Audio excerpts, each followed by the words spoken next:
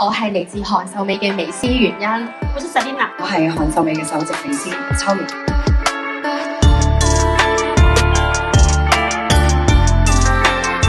對紋繡嘅要求，我中意一啲比較仿真度高嘅嘢，我唔中意啲死死實實啊框框咁嘅嘢，即係頭先都強調過舊式我唔係咁識欣賞，我會追求一種係仿真咯，而唔係公式化將你學嘅嘢全部擺翻晒喺每一個客嗰度咯，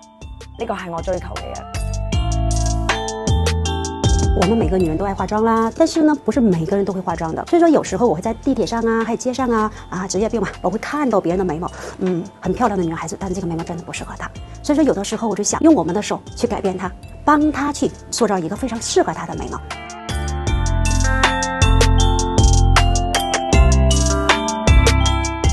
審美呢家嘢其實真係唔可以靠複製㗎，要靠經驗嘅累積。你要學識觀察、思考同埋了解自己個客人需求。咁而家嘅網絡真係好發達，其實客人喺網絡上面已經可以了解好多資訊，客人嘅眼光只會越嚟越勁，一眼就可以睇得出你嘅手勢、你嘅功夫好唔好，所以真係要腳踏實地，日日都要進步，加油啦！我相信大家都會有自己嘅熱愛，堅持落去，一齊進步。多謝大家。